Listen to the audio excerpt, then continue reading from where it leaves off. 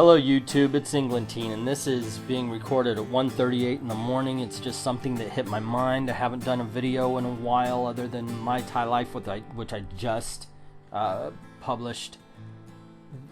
And this is going to be a ramble, and I apologize in advance. This is not scripted, so there's a lot of pauses, ums and ands, and all that kind of crap. I want to tell you a story. I used to work at Universal Studios. I'm unemployed now, and I'm trying to make a living off of this and eBay and stuff like that anyway, but that's neither here nor there. Anyway, I used to work out at Universal Studios, and you would have to get dressed into a costume at a locker room. While I'm in the locker room, I'm overhearing some young people, some kids, I don't know, young 20s, and I hear one say to the other, you know, they wouldn't have bombed the World Trade Center had we not invaded Iraq. And that just got me. I didn't approach him. I just thought, are you shitting me? You really think that happened? That's the way it happened? And I've noticed a little pattern. There is no time but now when it comes to millennials. There is none. There's no past beyond what they see with their own eyes, what they've experienced.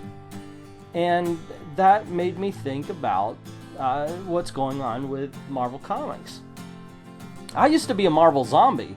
Well, I can't say, but usually Marvel zombie meant you only read Marvel. I read all of Marvel, but I still read DC also. So I don't know if that's Marvel zombie. But the thing is I loved Marvel Comics. Back in the 70s, 80s, they were the ones to go to. DC had some titles, but it was Marvel that ruled the 70s, 80s, and even 90s to a certain point. But what gets me is they don't understand. See, a lot of people jumped on during the Iron Man year. You know, when the Iron Man movie hit and the movie started to become popular, it got in new readers. And hey, welcome. Like I said, welcome. But you're not new. This was not created for you. It wasn't created for me.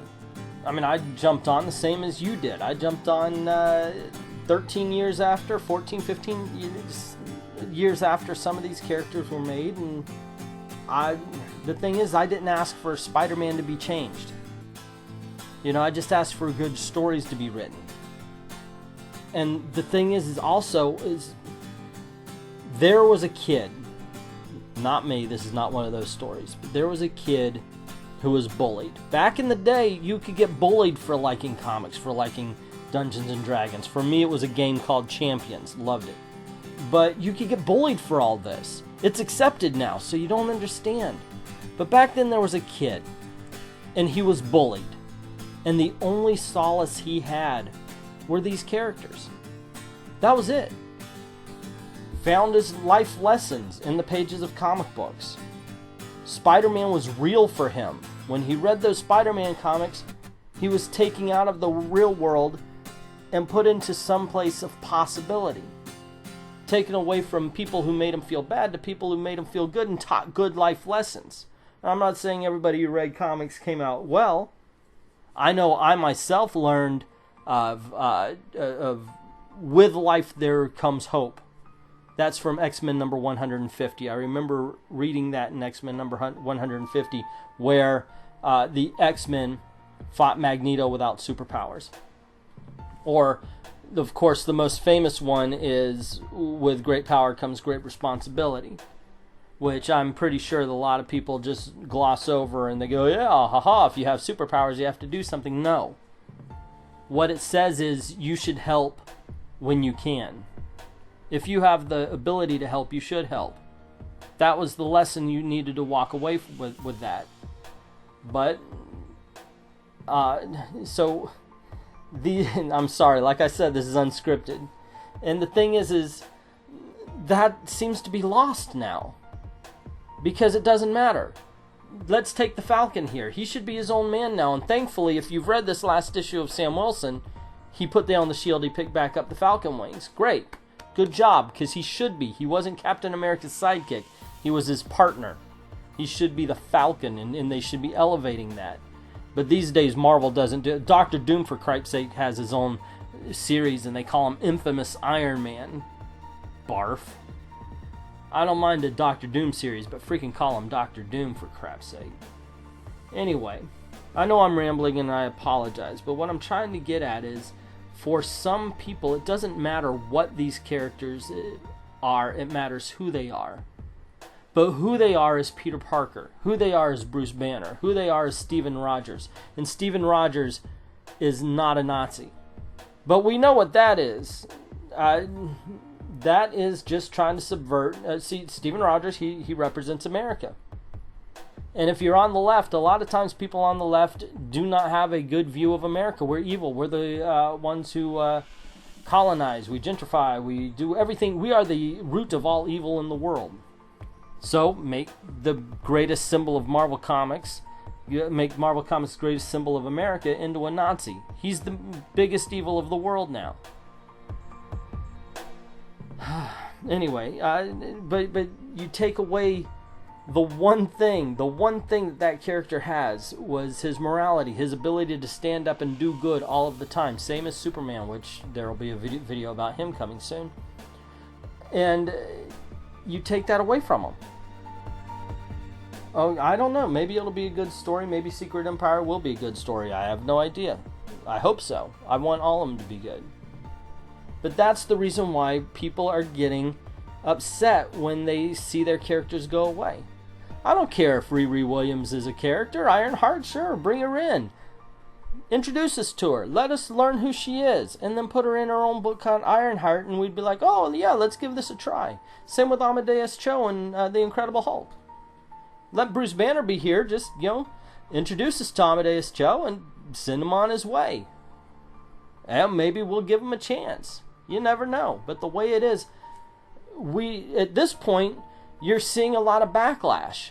A lot of backlash, which is you actually have to think of, am I mad because of politics being shoved down my throat, or is this just a complete swing to the opposite side because I don't want any more of the crap that's been going on? I mean, there is a backlash coming to diversity just based on the politics that have been shoved down our throats. So my argument about it's not diversity, it's the politics, is actually falling to the wayside as we're so afraid of the politics being shoved down our throat that we're reacting that way to anything. But I will say this. You can only get slapped in the head so many times before you start flinching because that person's reaching for the salt. If you expect to get hit in the head, you're going to react as if you're expecting that. And that's how we have begun reacting to any type of diversity in the books now. And I don't know. Sorry guys, like I said, I'm ranting. I don't even know if I should publish this video or not. If I drank, I'd have an excuse. But now I'm just rambling. Anyway, that's the whole point of this, is that these characters mean stuff to people. I think that's the second time I said that's the point of this and then change the point. But just roll with it, guys. These characters mean something to people. People look to Spider-Man to find a kid, or he was in college when I jumped into the title. But you find somebody you can relate to who might have the same problems as you, but they overcome it, and they help you to overcome those problems. The X-Men here were about racism or being gay or just being ostracized, which is every teenager. It's not just whether you're black or what. Every teenager felt like they were all by themselves in the world. And here's a group of supposedly teenagers showing you that it's okay. You're an individual. You're not an outsider. You're an individual. Individuality used to mean something in this country. Now it doesn't matter. I even mentioned that to this kid who wrote to me. He was being very bigoted towards the Rivera girl, Jessica Rivera, the writer of America Chavez. And he was saying that I was treating her other. I was being discriminating against her because of her race and her sexual orientation. And that, to me, is incredibly bigoted, because what he's saying is, I cannot react to her as anything but a Latina lesbian. I can't look at her as a bad writer. She has to be a bad Latina lesbian. And to me, that's horrible. I forgot where I was going with this.